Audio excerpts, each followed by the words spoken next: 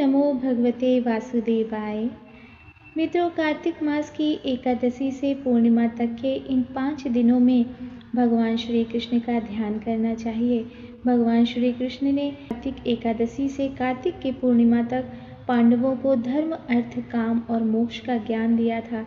भगवान श्री कृष्ण ने ही इन 5 दिनों को भीष्म पंचक नाम देकर इसे अत्यंत मंगलकारी बताया।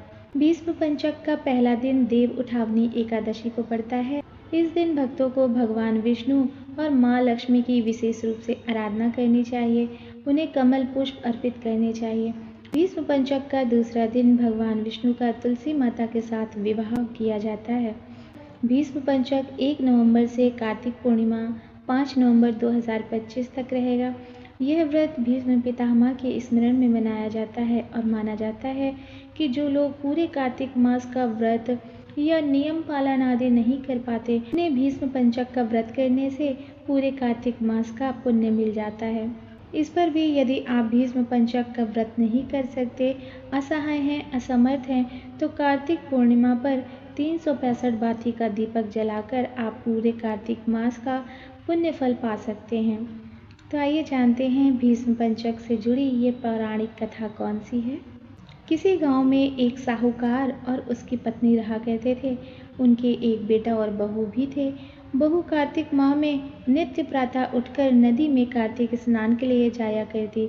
उसके एक नियम था, वो कार्तिक के राई दामोदर जी भगवान के दर्शन से पहले वे किसी भी पराये पुरुष का मुंह नहीं देखती थी। उसी गांव का एक राजकुमार भी सुबह सवेरे नदी स्नान के लिए जाता था। एक दिन उसे लगा कि कोई है जो मुझसे भी जल्दी उठकर नहा लेता है। कार्तिक माह के 5 दिन बचे थे कि एक दिन साहूकार की पुत्रवधू स्नान करके वापस जा रही थी।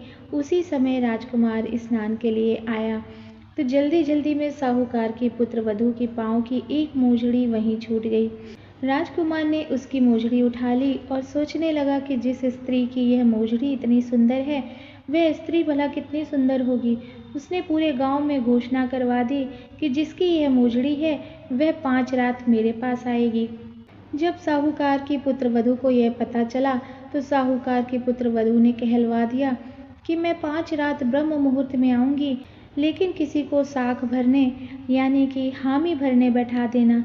राजकुमार ने एक बोलने वाले तोते को पिंजरे में बंद कर नदी किनारे पेड़ पर टांग दिया। साहूकार की पुत्रवधू जब सुबह के समय आई, पहली पैड़ी पर पैर रखा और बोली, हे कार्तिक के ठाकुर राय दामोदर जी, 5 पांडु छठे नारायण भीखम राजा, उस पापी को नींद आ जाए। इतना कहते ही राजा के बेटे को नींद आ गई।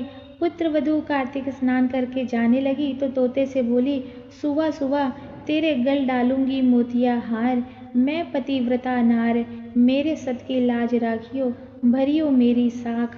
अर्थात वह सुआ से बोली कि सुआ, मैं तुझे मोतियों के हार पहनाऊंगी, मैं पतिव्रता नारी हूँ, मेरे सत की लाज रखना, इसलिए तुम मेरी साख यानी मेरी हामी भर देना कि मैं यहाँ आई थी।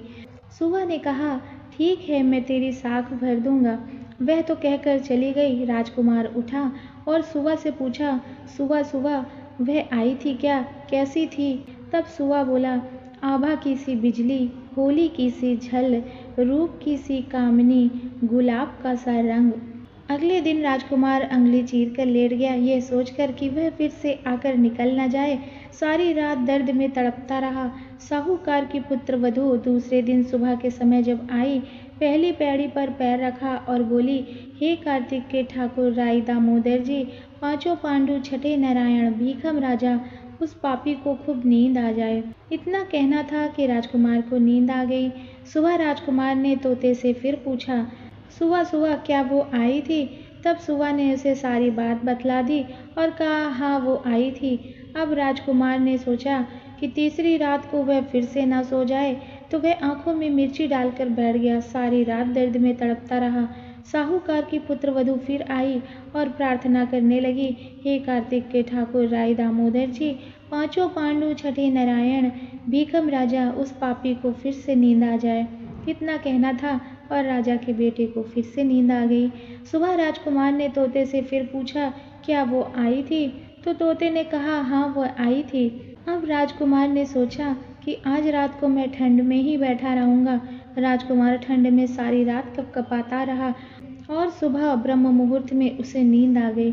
साहूकार की पुत्रवधू चौथे दिन सुबह के समय जब आई, पहली पैड़ी पर पैर रखा और बोली, हे कार्तिक के राई दामोदर जी, पांचों पांडु छठे नारायण भीखम राजा, उस पापी को पुनः नींद आ जाए। राजकुमार को फिर से नींद आ गई। सुबह राजकुमार ने तोते से फिर पूछा, क्या वो आई थी? तब तोते ने कहा, हाँ वह आई थी। अब तो चारों रात निकल गई। राजकुमार ने सोचा, आज की रात तो आखिरी है, आज तो मैं मेरी उंगली जला दूंगा। जलन से मुझे पूरी रात नींद नहीं आएगी। सारी रात जलन से वह तड़पता रहा। भगवान की कृपा से राजकुमार की सुबह फिर से आंख लग गई। साहूकार की पुत्रवधू पांचवें दिन भी सुबह के समय आई और पहली पैड़ी पर पैर रखा और बोली, हे कार्तिक के ठाकुर राई दामोदर जी भगवान, आपने मेरे इतने दिन लाज रखी है, सो आज भी रखना। राजकुमार को नींद आ गई। साहूकार की पुत्रवधू ने तोते से कहा, हे सुआ, उस पापी से कह देना मेरी मोजड़ी घर पहुंचा दे। राजकुमार हड़बड़ाकर उठा। राजकुमार ने तोते से फिर पूछा, क्या वो आई थी? तब उसने कहा, हाँ वह आई थी, उसने अपनी मोजड़ी मंगवाई है। राजकुमार को पतिव्रता स्त्री के सत्य के भंग करने का विचार करने के कारण कोढ़ हो गया। राजा जी ने राजकुमार का बहुत से वैद्यों से इलाज करवाया, परंतु कोई भी दवा का असर नहीं हुआ। राजा जी ने आचार्यों को बुलवाया और पूछा।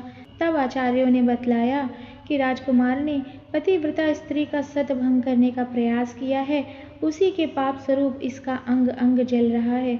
तब राजा ने साहूकार की पुत्रवधू को अपनी बेटी बनाया तथा उसके कार्तिक स्नान का पुण्य राजा के लड़के को दे दिया। उस पुण्य के प्रभाव से राजकुमार स्वस्थ हो गया तथा उसने अपने कृत्य के लिए क्षमा याचना की। राजा जी और राजकुमार ने सारी नगरी में कहलवा दिया कि सब कोई कार्तिक स्नान करें और स्त्रियों का सम्मान करें। तो कहते सुनते हुंकारा भरते, हे पंचभीखु भगवान, कार्तिक मास में जैसे साहूकार की पुत्रवधू की लाज रखी, वैसे सबकी लाज रखना। तो बोलिए पंचभीखु भगवान की जय, श्री नारायण माँ लक्ष्मी की जय।